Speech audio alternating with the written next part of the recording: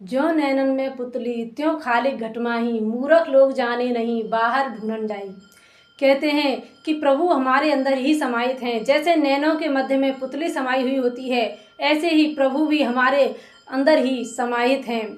और कहते हैं कि मृग के अंदर ही वह कस्तूरी फूटती है और वह उसकी सुगंध को इधर उधर खुशबू को लेता है कि ये सुगंध आ कहाँ से रही है, और जंगल में जब इधर उधर भ्रमण करता है तो उसका वह पार नहीं पाता।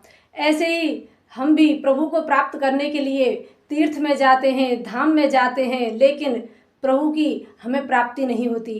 प्रभु की प्राप्ति तो प्रभु की भक्ति से, प्रभु के नाम से होती है, और प्रभु कहीं और नहीं है, हमारे अंदर ही विराजित हैं। जब हम तीव्र भक्ति करते हैं तो प्रभु हमें प्राप्त हो जाते हैं। कहते हैं कस्तूरी मृग में बसे, चंदा बसे आकाश, जो जाहू के मन बसे सो ताहू के पास।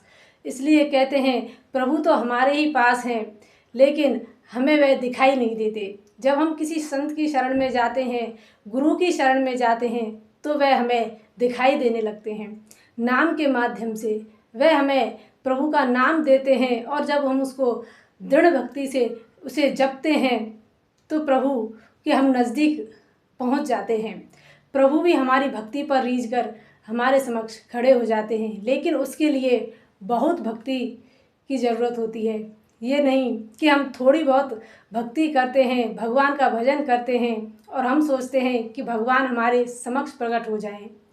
भगवान की भक्ति के लिए तो बहुत कुछ त्यागना पड़ता है, बहुत कुछ करना होता है, जब जाके हमें प्रभु प्राप्ति होती है। त्यागने का मतलब ये नहीं हम बाहरी वस्तुओं को तो त्याग देते हैं, लेकिन हमारे अंदर क्या चल रहा है हम उसे यदि त्याग दें तो हमें प्रभु प्राप्ति हो जाए।